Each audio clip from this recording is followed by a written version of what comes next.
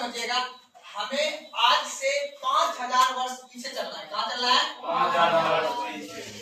Geography में हम चलते हैं 5 करोड़ वर्ष पीछे और इतिहास में कहाँ चलते हैं? 5000 वर्ष पीछे।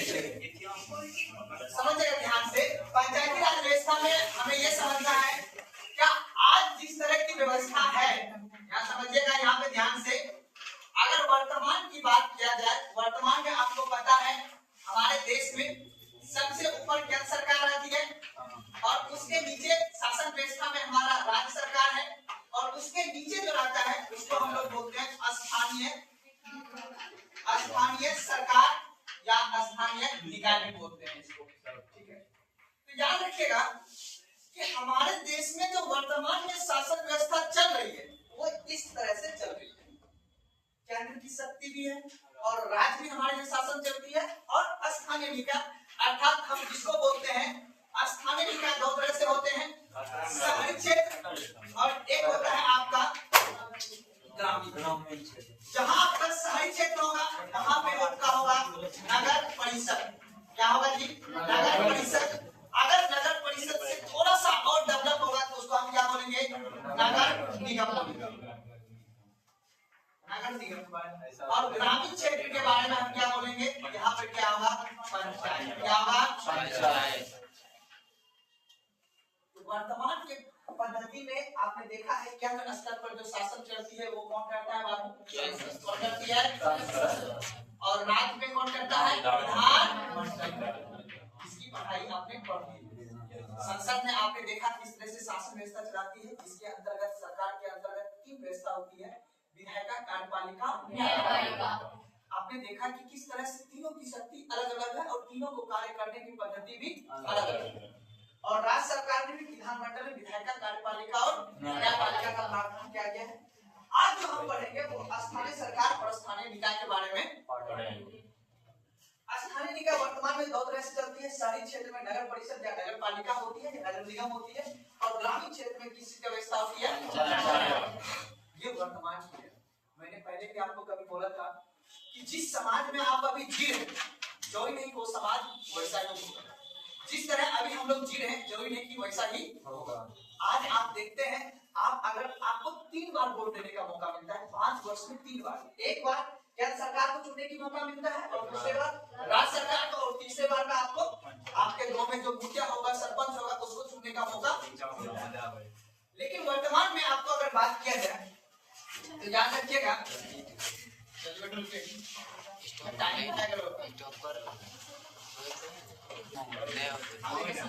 वर्तमान समय की बात, लेकिन वर्तमान समय में जो पद्धति है, अब वर्तमान समय से अभी वर्तमान में क्या चल रहा है बाबू? 2025 चल रहा है। अब 2025 से हम चलेंगे 5000 साल पीछे। अगर हम 5000 साल पीछे चलते हैं तो हमारे यहाँ सबसे पहली जो ऐतिहासिक सभ्यता था उसका नाम था सिंधु घाटी के सभ्यता या हड़प्पा सभ्यता के नाम से उसे जानते हैं, क्योंकि सिंधु घाटी की सभ्यता में जो सबसे बड़ा शहर था उसका नाम था हड़प्पा और इससे उस घाटी सभ्यता का नाम क्या पड़ गया?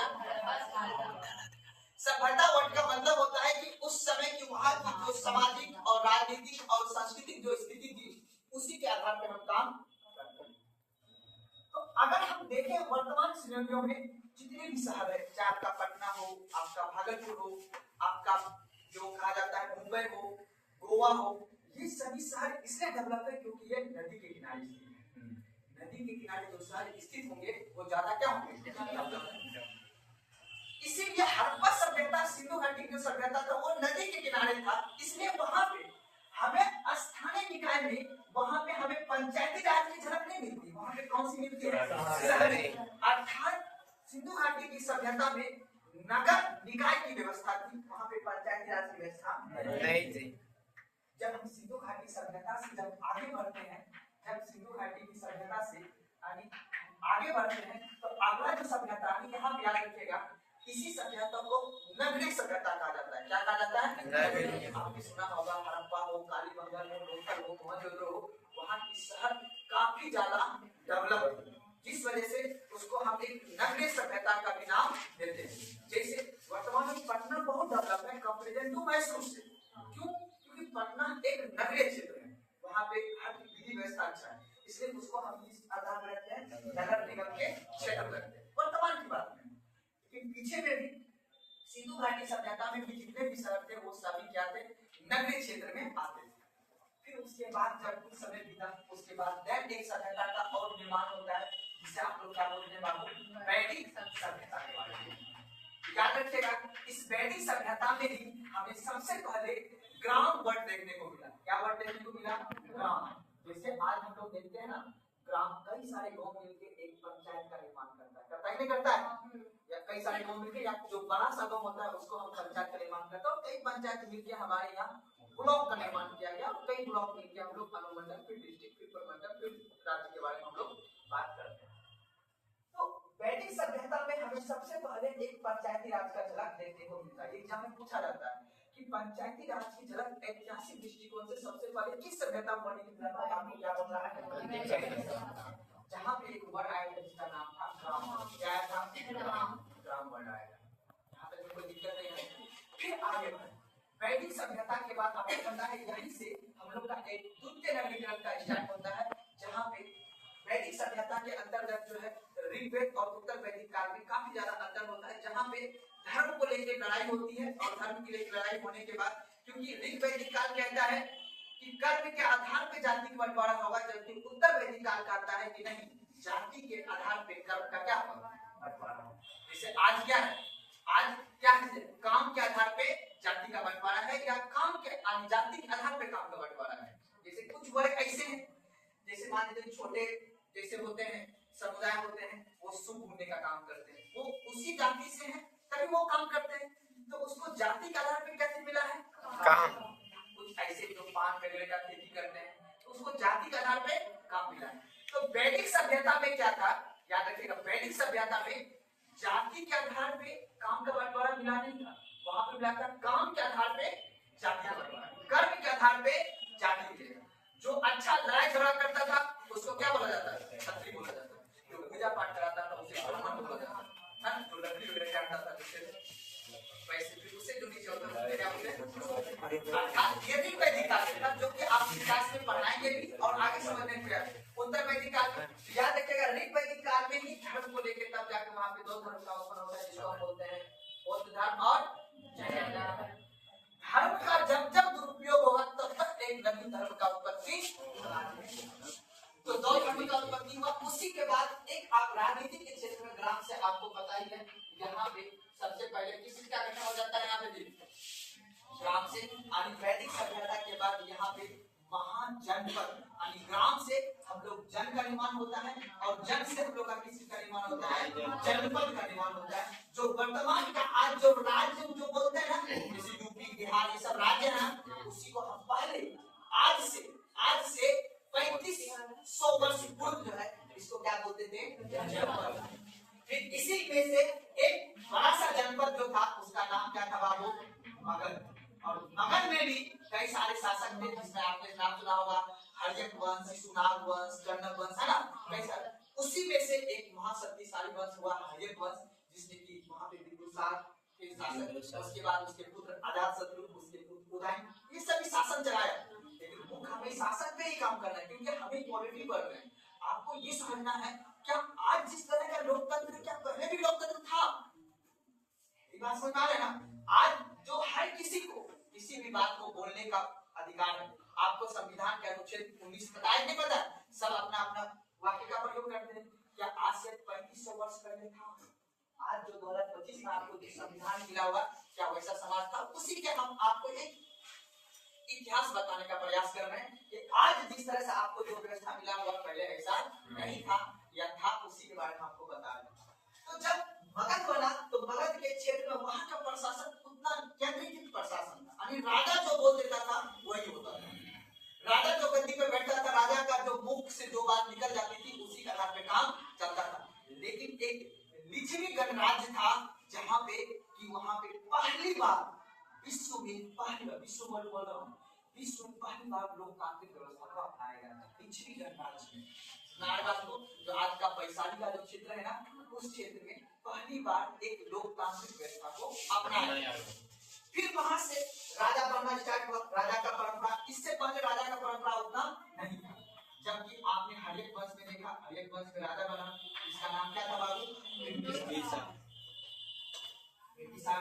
बिंबिसार ने केंद्रीकृत शासन की स्थापना है। कौन सा आपका? केंद्रीकृत शासन की स्थापना है। मतलब राजा जो बोलेगा वही होगा। सुना बात को? राजा अपने क्षेत्र में हर तरह के अधिकारी को नियुक्त करते थे, उसी का आधार से काम चलता था। गांव का विकास भी नहीं होता था, शहर का विकास।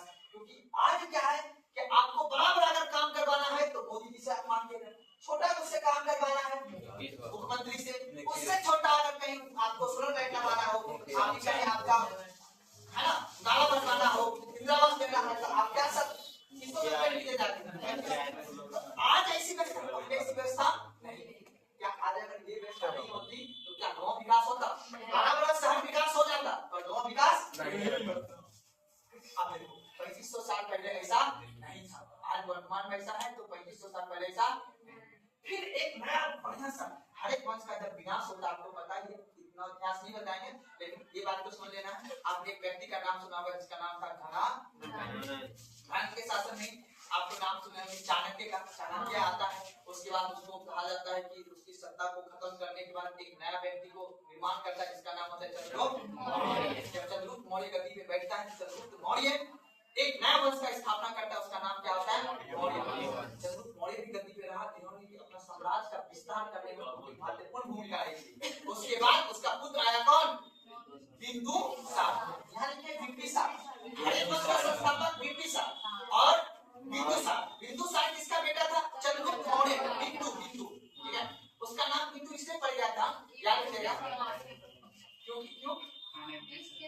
क्योंकि उसके याद रखना, क्योंकि चाणक्य को इस बात का डर था कि जिस व्यक्ति को हमने इतना पाल पोस के बड़ा करके एक कुशल नेतृत्व बनाया, उसका इतना बड़ा राजपाट संभालेगा, ठीक है ना। तो चंद्रगुप्त मौर्य का एक ही बेटा हुआ था जिसका नाम क्या था? बिंदुसार। इसलिए उसको डर था कि कहीं कोई जहर देके मार ना दे, इसीलिए उसके जब उसकी पत्नी चंद्रगुप्त मौर्य की पत्नी जब गर्भ में थी, जब बिंदुसार को उसको थोड़ा थोड़ा पॉइजन दिया जाता था खाने में, ताकि उसके शरीर में पूरा का पूरा विष फैल जाए, ताकि कोई जब वो जन्म ले बिंदुसार, तब जाकर उसको कोई जहर खिलाए तो उसके शरीर में जहर ना लगे। इसलिए उसके विष से उसके शरीर में क्या हो गया था? बीजा गीता का दाग हो गया था, इसलिए उसका नाम क्या पड़ गया था? बिंदुसार। और बिंदुसार का पुत्र का ही नाम क्या था? सम्राट अशोक। और सम्राट अशोक के भी शासन यही चलता रहा, ठीक है। याद रखिएगा, चाहे वो आप यहाँ समझिएगा, मगध वंश के बाद जब आया आपका मौर्य वंश में भी केंद्रीकृत शक्ति था, और उसके बाद गुप्ता वंश में भी केंद्रीकृत शक्ति था। उसके बाद चोल वंश एक बात आता है। चोल वंश कहाँ पे है आपको पता है? चोल वंश आपका जो याद रखिएगा, ये वाला जो क्षेत्र है, ये वाला नहीं, आज का जो तमिलनाडु और आंध्र प्रदेश का जो क्षेत्र है, वहीं पे चोल वंश हुआ करता था। और चोल वंश ने अपने क्षेत्र में पहली बार उसने स्थानीय निकाय अर्थात पंचायती राज का काम किया। फिर उसके बाद इतिहास पलटता है। उसके बाद मुस्लिम का आक्रमण होता है अपने देश में। मुस्लिम का जब आक्रमण होता है तो दिल्ली सल्तनत में भी उतना काम नहीं होता है, क्योंकि सारा शक्ति केंद्र के पास ही रहती है। उसके बाद जब मुगल वंश आता है तो मुगल वंश में भी सारा शक्ति आपको पता है, चाहे वो बाबर हो, चाहे वो हुमायूं हो, चाहे अकबर हो, जितने भी शासक थे, सारा का सारा शक्ति, आपने नाम सुना होगा खलीफा, सुल्तान, ये सब जो वंश था, वो सारा का सारा शक्ति किसके पास होता था? केंद्र के पास होता था। इसी के बाद आया कौन? अंग्रेज। कौन आया अपने देश में? अंग्रेज। अब कहा जाता है, कई सारे इतिहास में मतभेद भी है कि आखिर मुगल वंश ने विकास का काम किया होगा, अंग्रेज आया यहाँ से सारी संसाधन को लूट के ले गया। पहली बार याद रखिएगा, लॉर्ड रिपन के कार्यकाल में पहली बार ये बात की गई कि पंचायती राज को एक संवैधानिक दर्जा दिया जाना चाहिए। ये प्रस्ताव लाया गया लॉर्ड रिपन के कार्यकाल में कि पंचायती राज संबंधित विकास का काम करना चाहिए ताकि मेरा देश विकास हो सके। बात चल ही रहा था। फिर उसके बाद कई सारे एक्ट आता है। 1862 के एक्ट में ये प्रावधान किया जाता है। फिर 1919 के अधिनियम में ये काम किया जाता है। 1935 के अधिनियम में ये बात की जाती है नहीं, पंचायती राज का विकास होना चाहिए, ताकि क्योंकि हमारे देश में अधिकतर जनसंख्या उस समय, अब हम कहानी आ गया 1935, आज 2025 चल रहा है। आज से 150 वर्ष उस समय आधा से अधिक लगभग 80% जनसंख्या कहाँ निवास करती थी? गांव में। तो गांव का विकास करना बहुत बड़ी जिम्मेदारी है सरकार के पास। देखिए अब मामला पलट गया था 1935 के बाद, कुछ ही दिन में आपको पता ही है देश आजाद होने वाला था 1947 में। जब देश आजाद होने की बात आई, अब मुद्दा आ गया यहाँ पे दो व्यक्ति, एक बी.आर. अम्बेडकर और एक गांधी। तो एक बात आपको याद रखना है कि प्राचीन काल में और मध्यकालीन काल में और आधुनिक काल में पंचायती राज का विकास कहां तक पहुंचा। उसके बाद जब देश आजाद होता है, आजाद होने के बाद, आजादी के बाद दो विचारधारा पनप जाती है देश में, एक गांधीवादी और एक अम्बेडकरवादी। गांधी जी का कहना था नहीं, पंचायती राज व्यवस्था को लागू करना ही होगा, क्या कुछ भी हो जाए।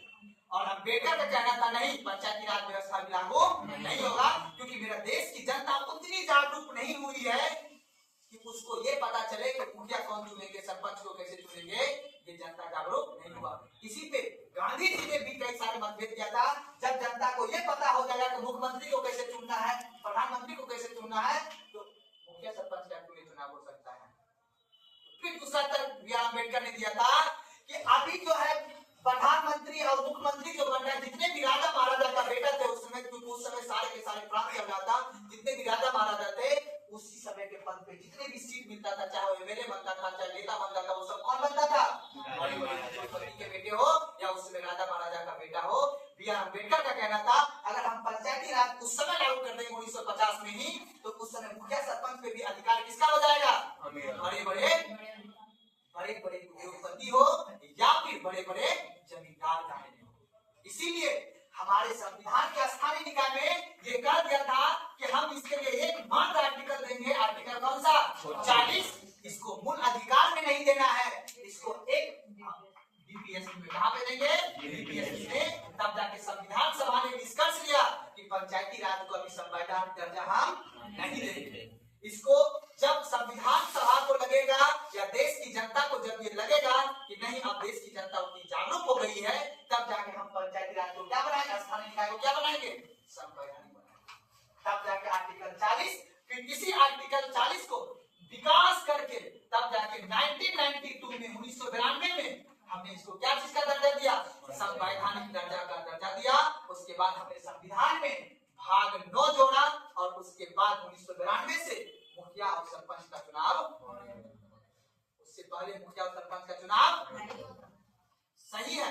अगर होता, जैसे आज देखो तुम अपने क्षेत्र में देखो 20 साल से एक ही नेता रहता है, उसका पिताजी पहले जमींदार था और उसके पिताजी जमींदार था अंग्रेज के समय में, और उसका बेटा हुआ जब देश आजाद हुआ तो वो जमींदार था, इसलिए उसको टिकट मिल गया, आज उसका बेटा शासन है।